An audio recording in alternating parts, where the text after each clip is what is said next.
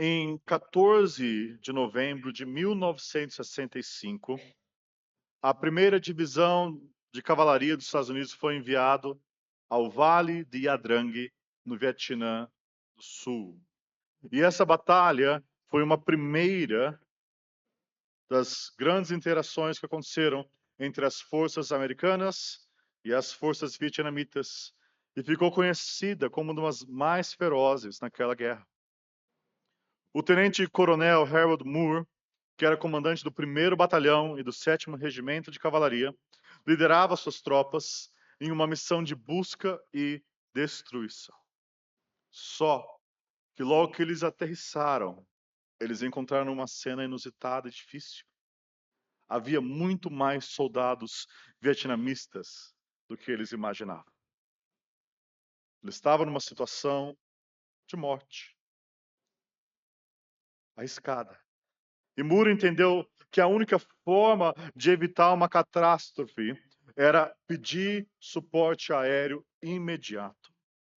Então Moore e seus oficiais de comunicação usaram o rádio no campo para estabelecer contato com a base, com o comando superior e pedir auxílio das unidades aéreas, tanto em trazer mais pessoas, quanto para bombardeio aéreo nas forças inimigas. E nesse momento ele precisava se comunicar com clareza e com precisão, porque ele precisava dar o exato espaço aonde as bombas precisavam ser lançadas. Em um momento muito crítico, os inimigos estavam muito próximos e a artilharia aérea precisou fazer aquilo que é conhecido como danger close, ou perigo próximo, onde é atirado muito próximo das forças aliadas, colocando em risco os soldados. Mas justamente por causa da boa comunicação, por causa da precisão da comunicação e da constância da comunicação, eles conseguiram fazer o exército inimigo recuar e obtiveram uma vitória estratégica e tática naquele momento. A comunicação e o suporte aéreo foi crucial para aquela vitória.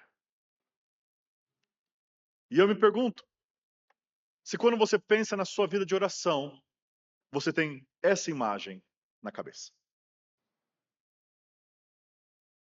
Será que você se percebe como cercado por inimigos? Precisando constantemente se comunicar com o Senhor dos Exércitos? Precisando clamar por suporte aéreo ou celestial? Afinal, queridos, nós estamos em guerra espiritual. Nós somos peregrinos numa terra estranha. Nós agimos como embaixadores no território inimigo. E perceba, a visão que você tem da oração vai influenciar a sua prática de oração. A visão que você tem de oração vai influenciar a sua prática de oração. O saudoso pastor Tim Keller, no seu excelente livro Oração, que eu recomendo a leitura, ele percebeu, após ler uma vasta bibliografia sobre o tema, que alguns focavam na oração centrada na comunhão com Deus. Já outros viam a oração como centrada no reino de Deus. A oração centrada na comunhão é aquela oração que é um salmo de aleluia. É o filho pródigo nos braços do Pai. É a doce comunhão quando os céus nos abraçam em alegrias eternas. A oração centrada no reino é Jacó lutando com Deus. É o suor do Getsemane. É o se colocar na brecha, clamando e intercedendo pelo socorro dos céus. Como o seminarista Lucas bem disse, quando pregou sobre o Pai Nosso, orar ao Pai não deve ser um fardo. Mas isso não significa que não é uma luta. Perceba a diferença? Orar ao Pai é sempre convidativo. Mas há momentos na nossa vida de oração onde nós vamos ter uma doce comunhão com o Pai, e outros momentos onde você vai perceber que o Pai está nos céus e você na terra. E que a sua oração, então, vai ser mais uma luta, um clamor para que Deus haja na terra. E é sobre isso que nós vamos ver nessa mensagem. Sobre oração em modo de missão. Sobre a segunda petição do Pai Nosso. Venha o teu reino. Quero convidar você a abrir a sua Bíblia em Mateus 6. Mateus, capítulo 6. E nessa série sobre a oração do Pai Nosso, nós temos aprendido com Jesus a como orar. Nós já vimos que não devemos ser como os hipócritas, que oram para a sua própria glória, nem como aqueles que não conhecem a Deus, que pensam na oração como uma tática para conseguir algo dos céus. Para quem você ora, modifica como você ora. E se nós oramos ao Pai, então nós devemos lembrar que o Pai nos vê em secreto, que o Pai sabe o que nós precisamos, que o Pai nos ama, que nós almejamos ver o nome do Pai santificado. Mas se o nosso Pai está nos céus, então nós oramos que o reino dos céus venha até nós. Nessa série, não sei se você reparou, nós temos a cada pregação lido o Pai Nosso inteiro, para que nós possamos memorizar juntos. Então eu quero fazer isso com você. Mateus 6, versículo 9. Mateus 6, 9 a 13. Portanto, vós orareis assim, juntos. Pai nosso que estás nos céus, santificado seja o teu nome. Venha o teu reino. Faça-se a tua vontade, assim na terra como no céu. O pão nosso de cada dia dá-nos hoje, e perdoa-nos as nossas dívidas, assim como nós temos perdoado aos nossos devedores. E não nos deixes cair em tentação, mas livra-nos do mal, pois teu é o reino, o poder e a glória para sempre. Amém. Como eu disse, nós iremos focar na segunda petição, venha o teu reino. Primeiro nós vamos investigar o que é o reino, o que é esse reino, e depois nós vamos ver como esse reino impacta a nossa vida. Como esse reino, essa oração venha o teu reino, deve impactar o nosso paradigma, as nossas prioridades, a nossa perspectiva. Então, primeiro uma exposição sobre o que é o reino, e depois uma aplicação sobre o nosso paradigma, sobre nossas prioridades e a nossa perspectiva. Então vamos investigar o que é esse reino. O Evangelho de Mateus tem algo bem peculiar. Neste Evangelho, segundo Mateus, reino dos céus são ditos 32 vezes. Quase nenhuma nos outros evangelhos sinóticos, em Marcos e Lucas. Esse é um termo de Mateus, reino dos céus. E perceba que mesmo na oração do Pai Nosso, o reino está no contexto dos céus. Nós oramos ao Pai que está nos céus. Nós pedimos que a vontade de Deus seja feita na terra, assim como nos céus.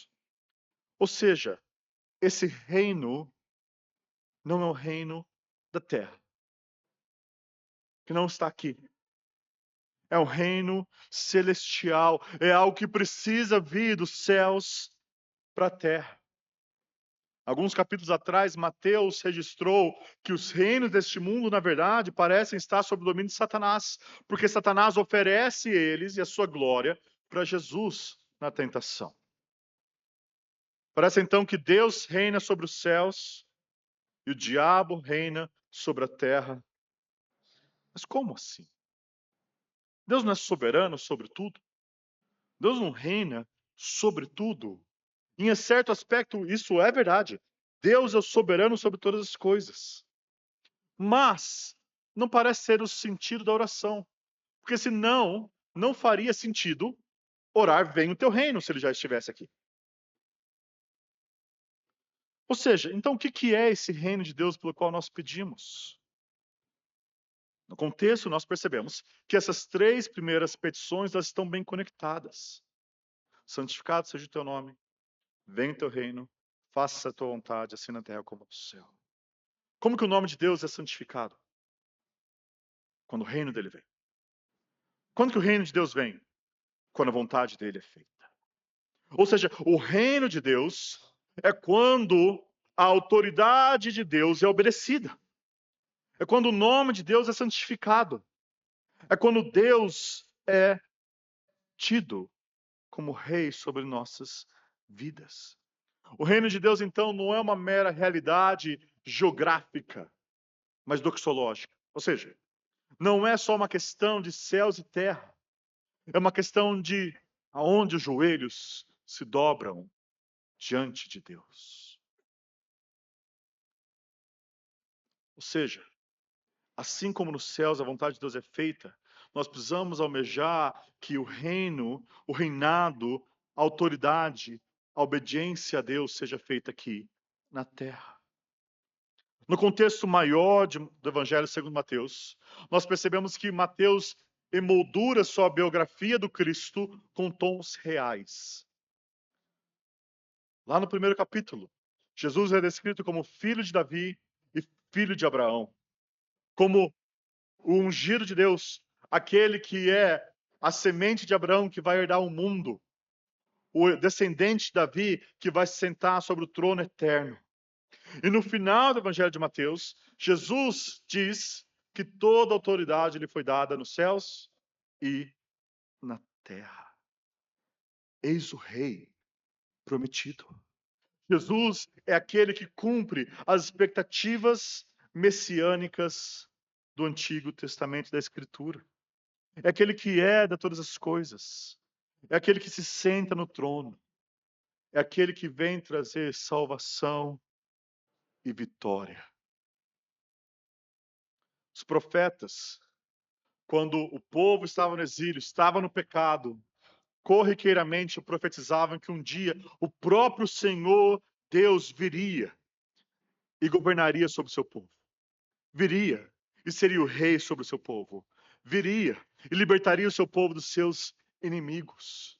E Mateus começa o evangelho dizendo-se que Jesus é Emanuel, Deus conosco.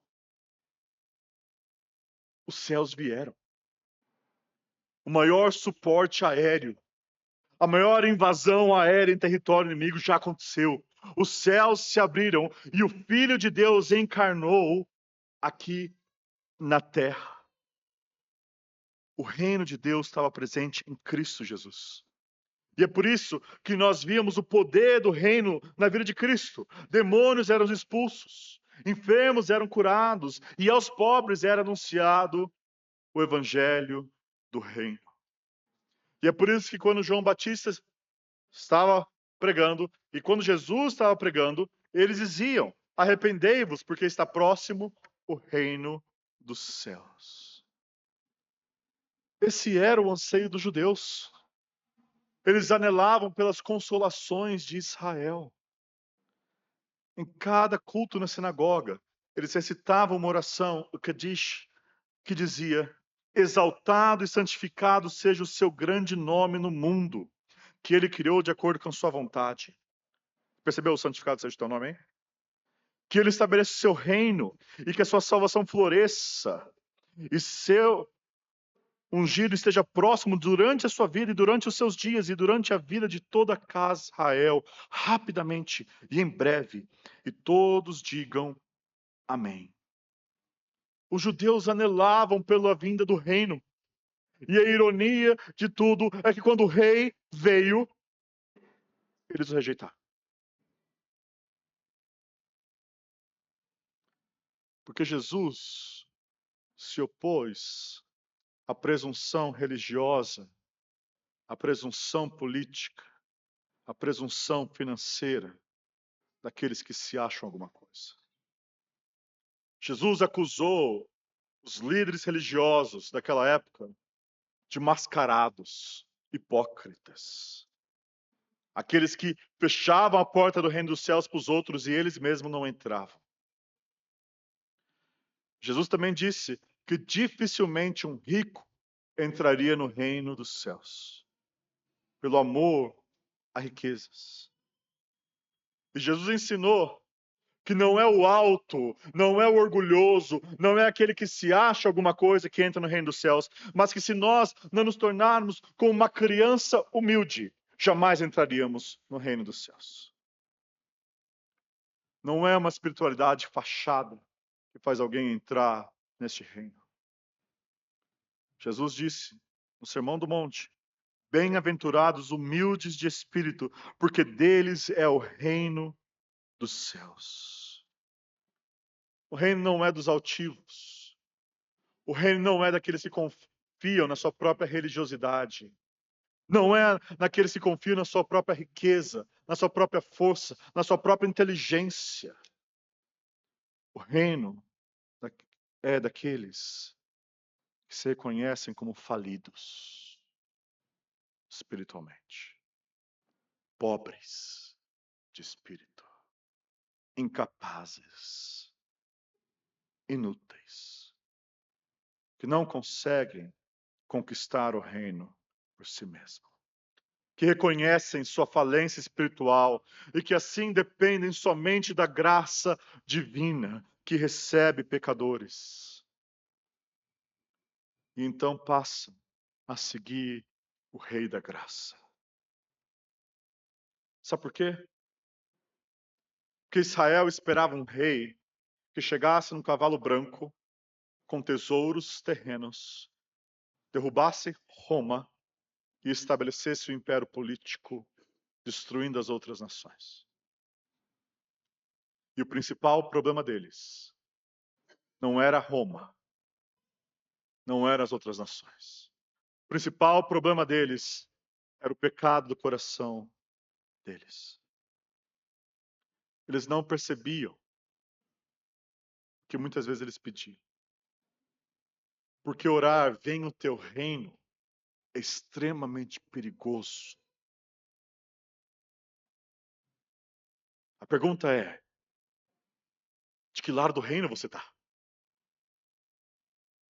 Os judeus almejavam que Deus estabelecesse justiça e julgasse os ímpios e perversos, e não percebiam que eles eram esses também.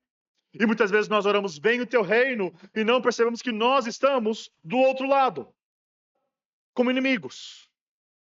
E se Deus vier estabelecer justiça, você vai ser o primeiro, e eu também. É como pedir artilharia aérea, sem perceber que é você que vai receber um míssil na cabeça. Então o Rei da Graça vem lidar com o nosso principal problema, com o nosso pecado, com o nosso coração, com a nossa traição contra o reino dos céus. Então, esse Rei da Glória, ele se faz humilde de espírito. Ele nasce numa manjedoura. Ele se humilha e vive uma vida de humilhação, buscando o reino de Deus e não os tesouros do mundo, até que ele vai para a cruz, para morrer a morte que era nossa, mas para vencer. Porque na cruz ele triunfa sobre o pecado, porque ele crava naquela cruz o nosso escrito de dívida que era contra nós. E naquela cruz ele despoja principados e potestades e triunfa sobre eles. O rei traz o reino através da sua morte, conquistando vitória contra o mal e contra o pecado. Mas ele vence a morte também. Ao terceiro dia ele ressuscita. E ele é glorificado. E ele mostra em seu corpo glorificado os primeiros frutos, a primeira evidência do que vai ser a glória do reino vindouro.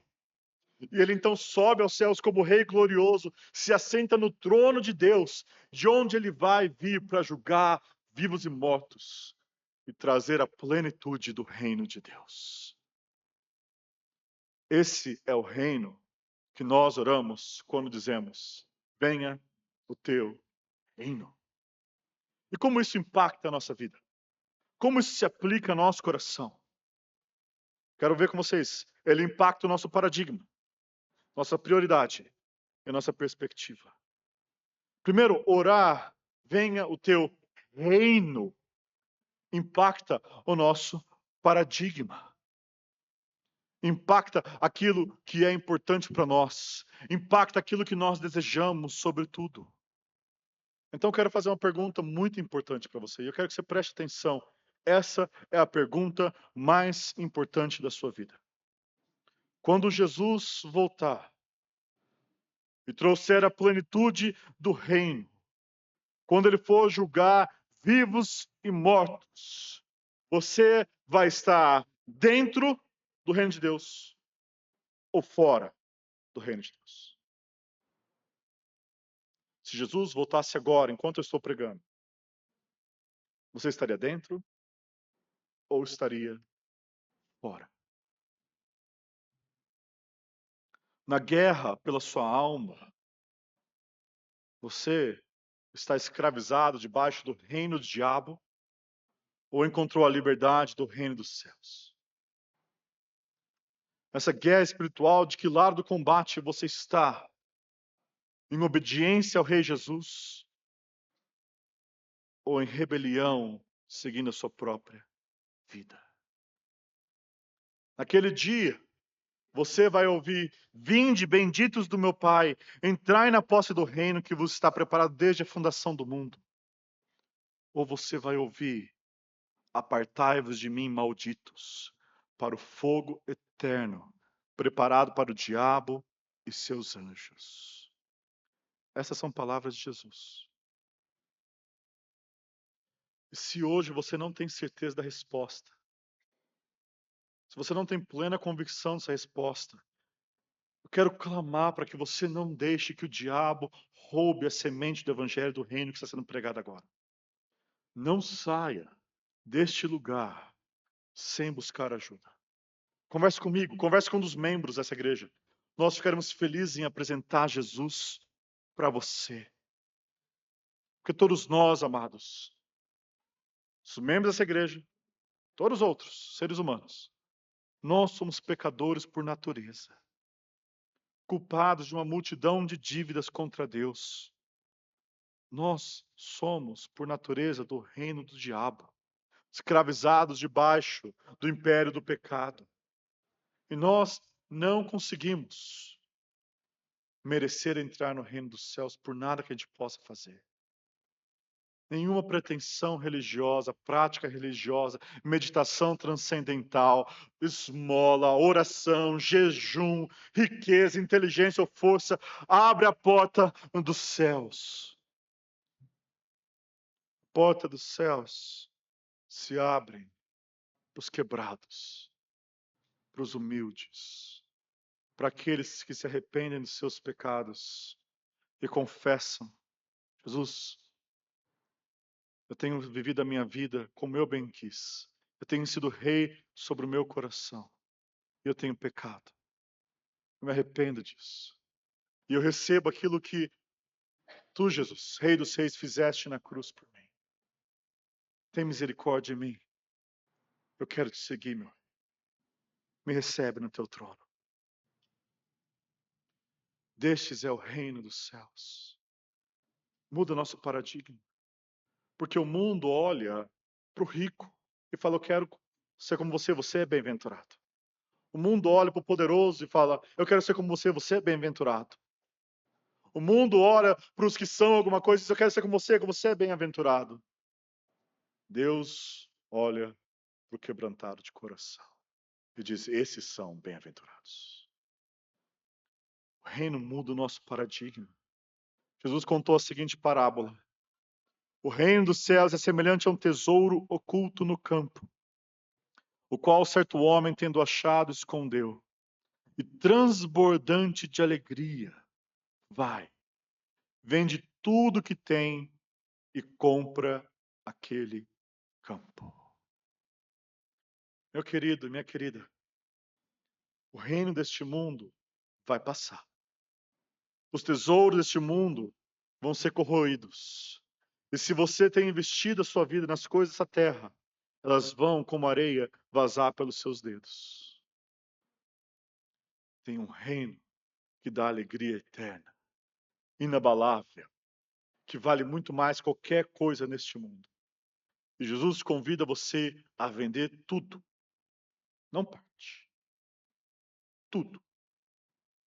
A abandonar todo o senhorio sobre sua vida e a buscar o reino de Deus.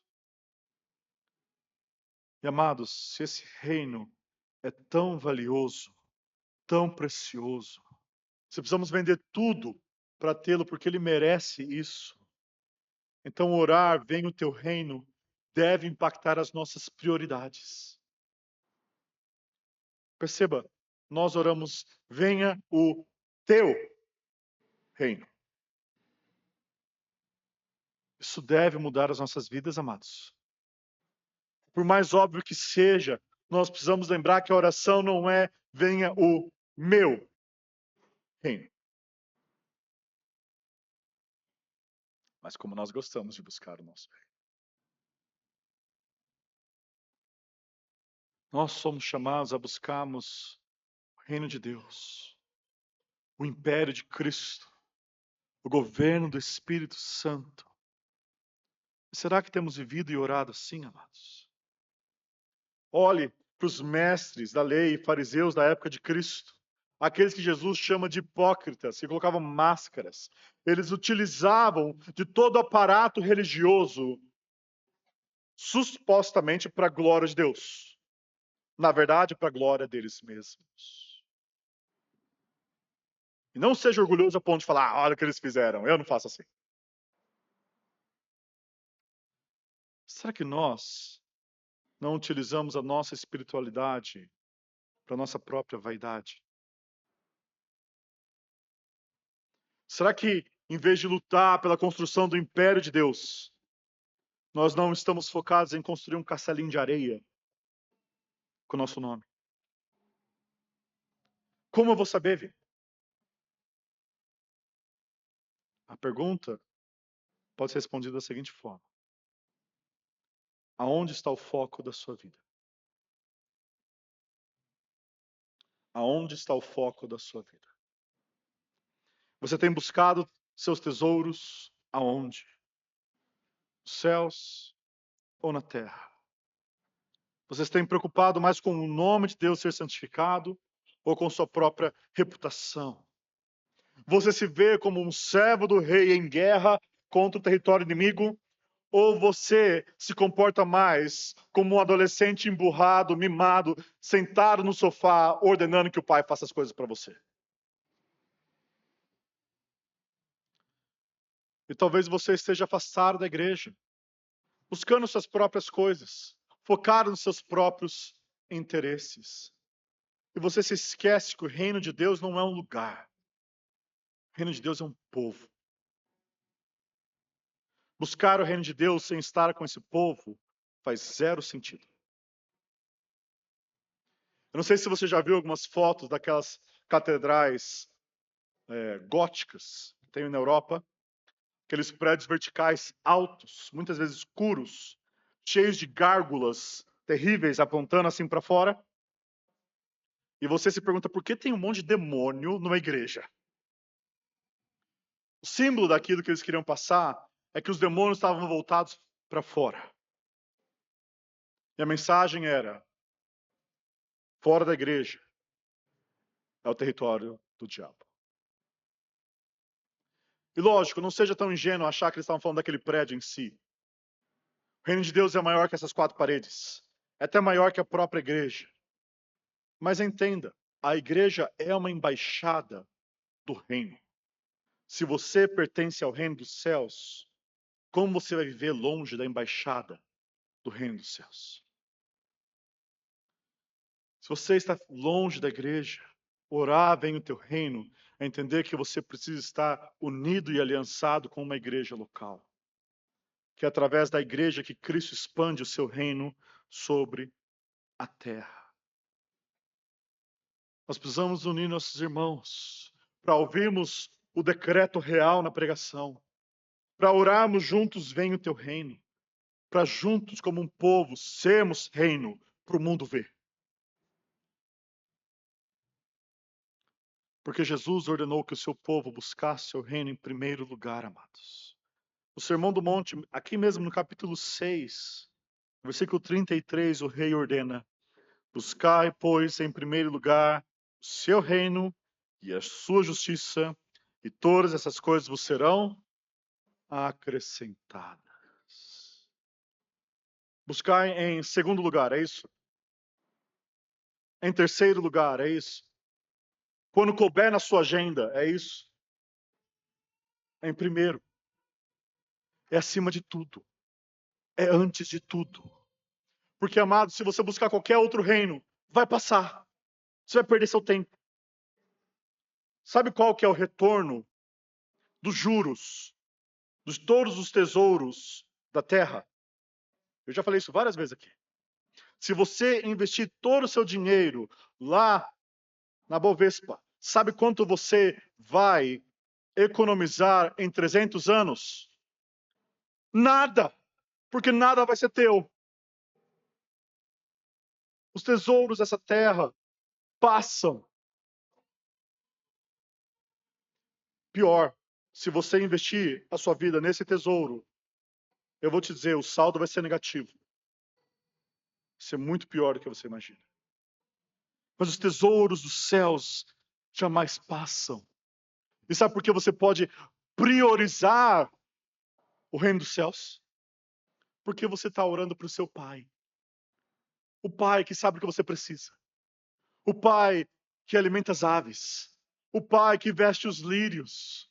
Esse pai cuida do seu amanhã. Você não precisa cuidar do seu amanhã.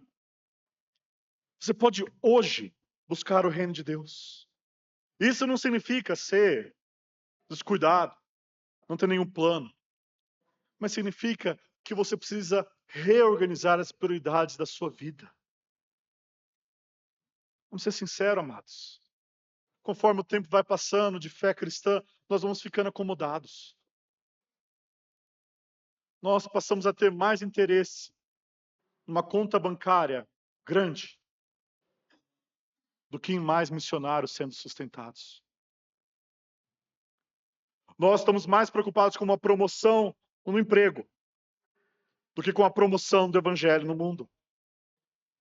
Nós estamos mais preocupados que nossos filhos sejam profissionais bem-sucedidos do que sejam missionários. Porque nossas prioridades estão invertidas. E é por isso que semana após semana, queridos irmãos, nós oramos pela lista marrom, para que você se lembre que orar, venha o teu reino, é mais importante e vem primeiro do que orar pão de cada dia. Dá-nos hoje. Aliás, orar, vem o teu reino, deve impactar todas as outras orações. Por que nós pedimos o pão de cada dia?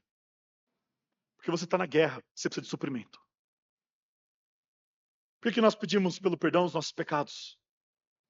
Porque nós estamos em guerra. E a culpa é uma das armas do inimigo. Então nós precisamos de proteção. Por que nós oramos livres do mal? É óbvio. Porque nós estamos em guerra. E precisamos que o Senhor nos livre. Para que o evangelho possa avançar. Orar, vem o teu reino, deve impactar todas as nossas orações, amados. O pastor John Piper tem uma ilustração muito boa sobre isso. Ele compara duas visões sobre oração. A oração como interfone e a oração como um rádio militar. A oração como interfone é o seguinte: você pega seu telefone, hoje você pega seu aplicativo do iFood, você vai lá, você faz seu pedido da sua comida no conforto da sua casa, e quando vai lá, interfonam para você, você atende, e você ainda quer, né, igual aquela mulher que queria que o motorista trouxesse lá, nós queremos que o anjo traga a bênção na nossa mão. É a visão da oração como conforto. Sentado no conforto de uma vida, eu oro para que Deus me dê abundância. Já a oração como rádio militar é o que você espera quando você está numa guerra. Nunca vi alguém pedir brioche numa guerra. Nunca vi alguém pedir luxo numa guerra. Na guerra, quando você usa o rádio militar, Você precisa pedir com clareza o que é necessário. Você ora pelo suprimento, pelo pão de cada dia. Você ora pela intervenção celeste para que Deus livre-nos do mal. Você ora para que o reino avance. Da mesma forma, amados, venha o teu reino, deve impactar todas as nossas orações. E é por isso que Tiago diz: pedis e não recebeis, porque pedis mal, para esbanjares em vossos prazeres, infiéis. Não compreendeis que a amizade com o mundo é inimiga de Deus? E aí? Você tem orado para Deus, como walk talk? Ou você tem tratado Deus como seu criado, que precisa trazer o lanche quando você pede? Sabe o que é o pior? Tiago fala infiéis, adúlteros mesmo, o termo é forte assim, adúlteros. E o que ele está falando aqui, nos termos militares, é como se você falando, olha, central de comando, tudo bem? Eu estou querendo aqui um hambúrguer do inimigo, dá para você mandar? Quando a gente pede os tesouros desse mundo, é isso. Deus, me manda o que está sob controle de Satanás, por favor. Deus, eu quero aqueles prazeres carnais que o diabo tem.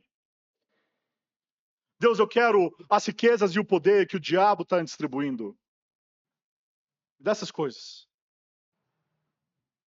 Orar, vem o teu reino. É oração em modo de missão. É parar de pedir mal para esbanjar em nossos próprios prazeres. Agora, orar, vem o teu reino, amados, não é fácil. É difícil. Buscar o reino em primeiro lugar é sacrificial.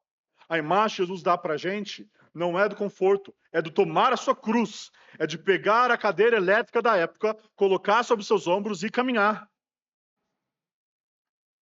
É morte,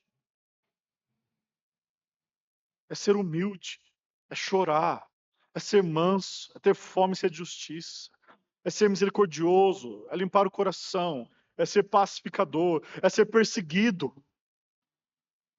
E onde nós vamos encontrar força para tudo isso? Quando nós oramos, venha o teu reino. Orar, essa oração impacta a nossa perspectiva. Ela nos dá esperança. Amados, a oração vem o teu reino é a oração dos bem-aventurados. E é a motivação dos bem-aventurados. Sabe por quê? Sabe por que você pode ver uma vida de humildade, sem buscar a sua própria glória, num mundo onde todo mundo busca a própria glória, mas você busca a glória de Deus? Porque um dia, quando Jesus voltar, você vai ouvir o elogio do Mestre, servo bom e fiel. Sabe por que você pode chorar hoje, diante das mazelas do mundo, enquanto o mundo se alegra no pecado? Porque um dia, quando Jesus voltar, Ele vai enxugar toda lágrima do seu olho. Sabe por que você pode ser manso hoje, dar a outra face e não retribuir quando todos do mundo vivem uma vida de vingança? Porque você sabe que quando o reino vir, o rei vai trazer toda a justiça e ele vai executar juízo perfeito. Sabe por que você pode ter fome e sede de justiça hoje e viver no meio desse mundo apático? Porque você sabe que você vai ser farto quando Jesus voltar. Sabe por que você pode ser pacificador no mundo de polarização, no mundo que odeia os cristãos? Sabe por que você pode levar o prejuízo e buscar a paz? Porque quando Jesus voltar e o reino vier, Deus vai falar: esse é o meu filho. Sabe por que você pode ser perseguido por causa da justiça e se alegrar nisso, sofrendo pelo nome de Cristo? Porque quando Jesus vier em glória, Ele vai tirar sua coroa de espinhos e colocar uma coroa de glória. Venha o teu reino, é a esperança dos bem-aventurados. É a esperança do que sofre, é a esperança do peregrino, é a esperança do soldado. É o reino que vem rompendo essas trevas. Essa é a nossa esperança e essa é a nossa motivação para hoje buscarmos o reino. O reino vai vir em toda a sua plenitude. Então não se canse de fazer o bem. Não se canse de buscar o reino. Renove as suas forças, porque Jesus está voltando e o peso da cruz que você carrega hoje vai ser trocado por assentar-se com Cristo nas regiões celestiais. As suas lágrimas vão ser enxugadas e por isso hoje você ora: venha o teu reino. Eu estou aqui, Senhor Jesus. Eu sou teu servo para fazer toda a sua vontade, porque o rei já veio e ele vai voltar. Amados, porque Cristo Jesus, homem, já recebeu toda a autoridade sobre céus e terra. Deus Filho encarnou em humilhação, mas foi glorificado e exaltado. E um dia ele vai voltar. E nesse meio tempo, amados, nós oramos: venha o teu reino, muda as nossas prioridades, muda a nossa perspectiva, muda os nossos paradigmas, para que nós possamos buscar em primeiro lugar o reino de Deus e a sua justiça. Sabe por quê? Porque Jesus diz: e eis que venho sem demora, e comigo está o meu galardão, que tenho para retribuir a cada um segundo as suas obras. Então nós oramos também: Maranata, vem, Senhor Jesus. Vamos orar?